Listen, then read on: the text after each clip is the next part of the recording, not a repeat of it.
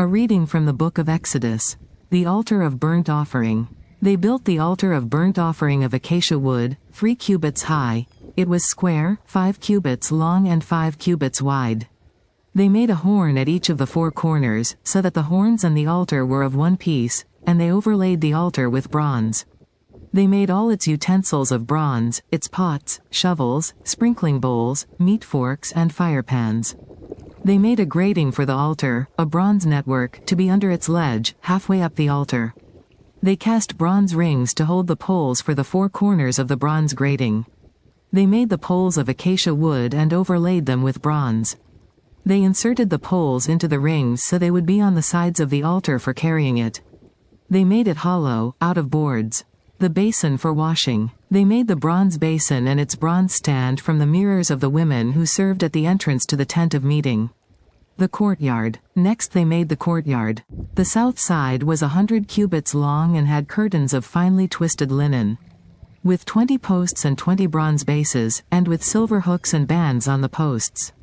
The north side was also 100 cubits long and had 20 posts and 20 bronze bases, with silver hooks and bands on the posts.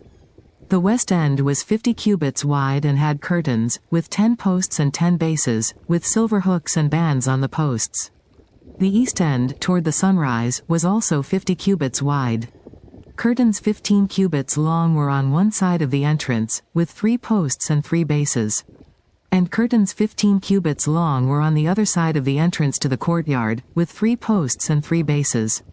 All the curtains around the courtyard were of finely twisted linen.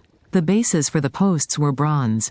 The hooks and bands on the posts were silver, and their tops were overlaid with silver, so all the posts of the courtyard had silver bands.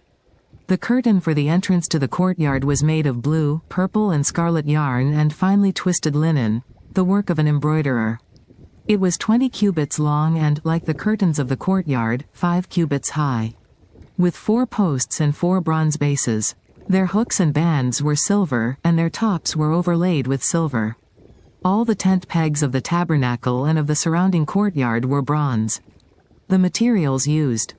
These are the amounts of the materials used for the tabernacle of the covenant law, which were recorded at Moses' command by the Levites under the direction of Ithamar son of Aaron, the priest. Bezalel son of Uri, the son of Hur, of the tribe of Judah, made everything the Lord commanded Moses. With him was Oholiab son of Ahisamach, of the tribe of Dan, an engraver and designer, and an embroiderer in blue, purple and scarlet yarn and fine linen. The total amount of the gold from the wave offering used for all the work on the sanctuary was 29 talents and 730 shekels, according to the sanctuary shekel. The silver obtained from those of the community who were counted in the census was 100 talents and 1,775 shekels, according to the sanctuary shekel. 1 bekah per person, that is, half a shekel, according to the sanctuary shekel, from everyone who had crossed over to those counted, 20 years old or more, a total of 603,550 men. The 100 talents of silver were used to cast the bases for the sanctuary and for the curtain, 100 bases from the 100 talents, 1 talent for each base. They used the 1,775 shekels to make the hooks for the posts, to overlay the tops of the posts, and to make their bands.